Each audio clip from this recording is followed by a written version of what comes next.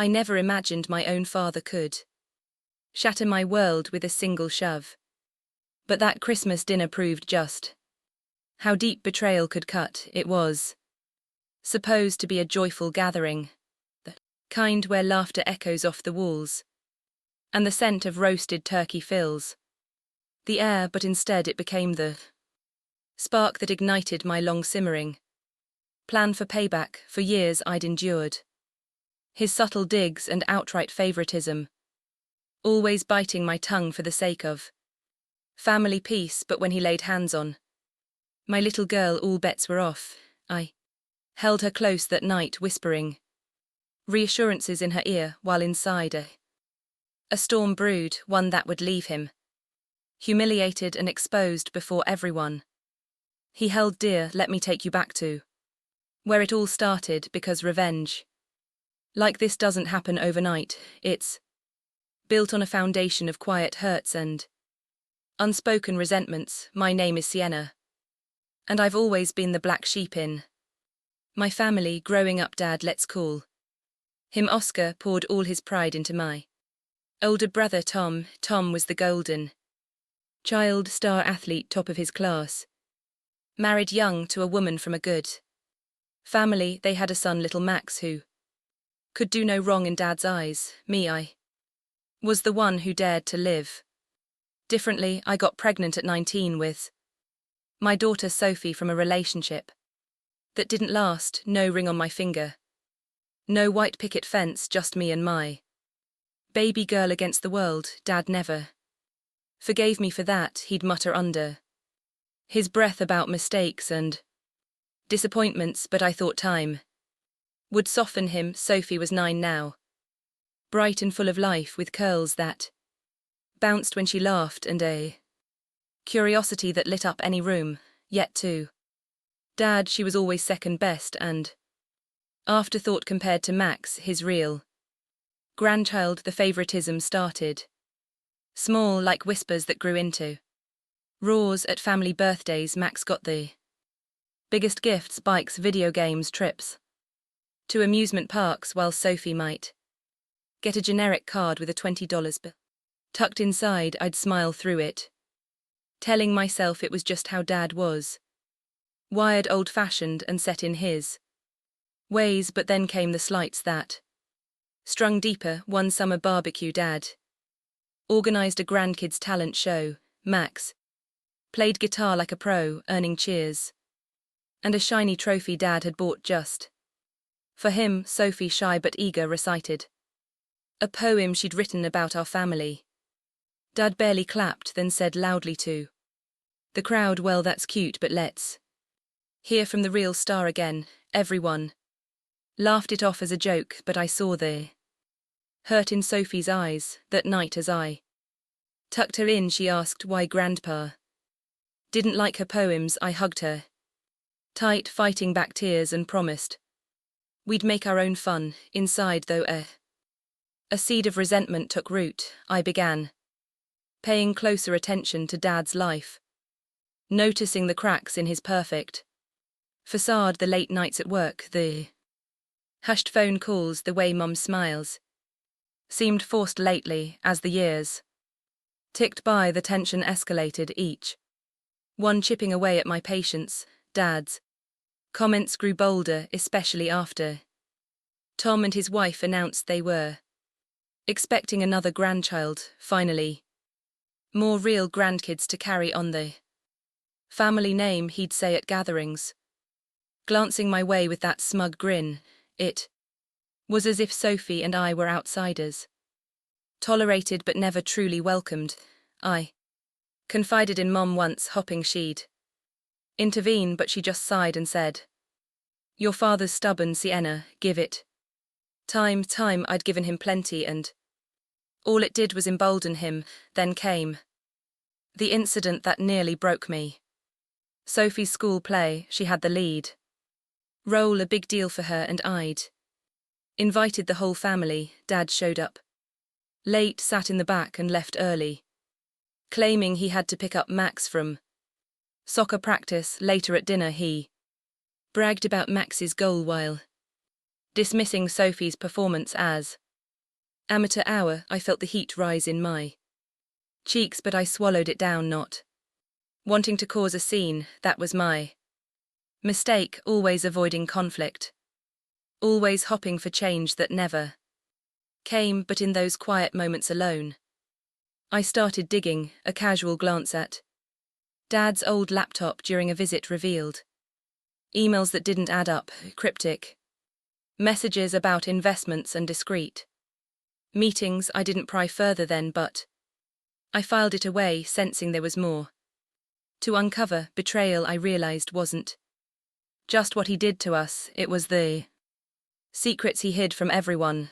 The tensions simmered through the fall, building like a pressure cooker towards Christmas. Dad loved hosting the big family dinner, turning it into a spectacle of his generosity. This year, he went all out, a massive tree twinkling with lights, tables groaning under platters of ham, stuffing, and pies. 20 of us gathered, relatives from both sides, neighbors he'd invited to show off. Sophie was excited, wearing her new red dress, clutching a handmade ornament she'd crafted for Grandpa. I watched her skip into the room, heart swelling with pride but a knot twisted in my gut. I knew Dad's patterns by now, and sure enough, as we sat down, he orchestrated the seating like a king on his throne. Max got the spot right next to him, prime real estate for doing. Sophie ended up at the kid's end, but she didn't mind at first. She was just happy to be there. Dinner started pleasantly enough, with toasts and stories flowing like the wine, but then Dad stood up, clinking his glass for attention. This year, he boomed, I want to honor the future of our family. He pulled out a velvet box and handed it to Max, a gold watch engraved with the family crest. The room oohed and awed. Sophie clapped politely, but I saw her lower lip quiver. That's when Dad turned his gaze to her seat, as if noticing her for the first time. No, not her, the chair itself. Wait a minute, he said. His voice was laced with that false jollity. This spot's reserved for my real grandchild. Before anyone could react, he reached over and pushed Sophie hard. She tumbled off the chair, hitting the floor with a thud that echoed in the sudden silence. 20 pairs of eyes stared. Forks froze in midair. Sophie looked up, stunned, tears welling in her big brown eyes. Nobody spoke, not Mom, not Tom, not a single soul. Rage surged through me like wildfire, but I kept my voice steady as I knelt to pick her up, brushing off her dress and holding her close. She buried her face in my shoulder, whispering, Mommy, why? I locked eyes with Dad, his smug expression still lingering. Then I said the 4 words that changed everything. I know about Evelyn. His face drained of color, turning ashen like he'd seen a ghost. Mom's wine glass slipped from her fingers, shattering on the hardwood floor, red liquid pooling like blood. The room gasped, but I didn't elaborate. Not yet. I simply took Sophie's hand and led her out, leaving the chaos behind. Those words were the key I'd uncovered months earlier, pieced together from those emails and a few discreet inquiries.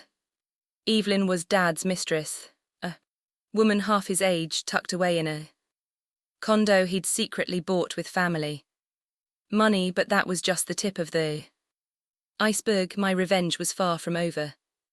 It was only beginning. In the days that followed, Dad blew up my phone with frantic calls, begging me to keep quiet, offering apologies laced with desperation. It was a joke, Laurel, he'd say, don't blow this out of proportion. But I ignored him, letting the silence built his paranoia. I knew he was sweating, wondering how much truly knew, and oh, I knew plenty. Digging deeper after the play incident, I'd hired a private investigator on a whim, nothing extravagant, just enough to confirm suspicions. Turns out Dad's investments were a web of embezzlement.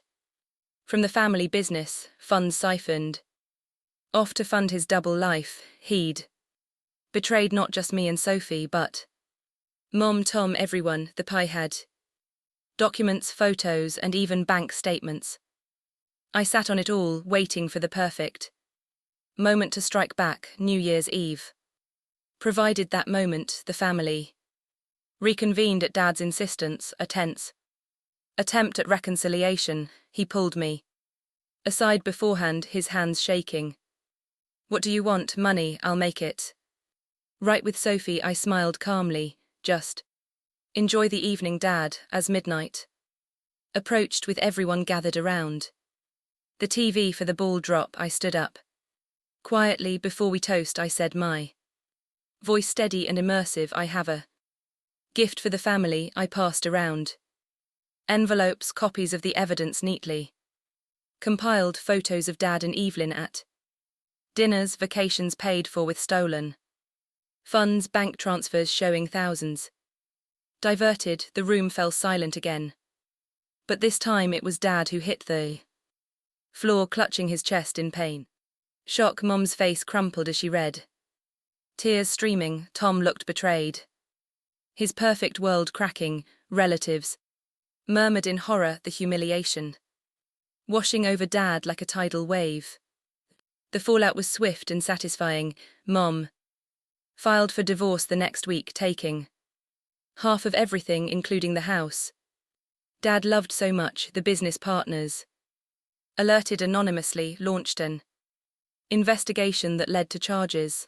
Dad lost his reputation, his friends, his smug superiority. He ended up in a tiny apartment alone with his regrets while Sophie and I thrived. She got therapy to process the hurt, emerging stronger, her poems now winning contests. As for me, I found peace in the payback, a reminder that standing up against betrayal isn't just revenge, it's justice. Looking back, that Christmas shove was the catalyst, but the real pain came from years of being diminished. It taught me that family isn't about blood, it's about respect. If you've ever felt humiliated by those closest to you, know that sometimes the sweetest victory is reclaiming your power. And if you enjoyed this story, subscribe for daily Reddit revenge stories. There's always more where that came.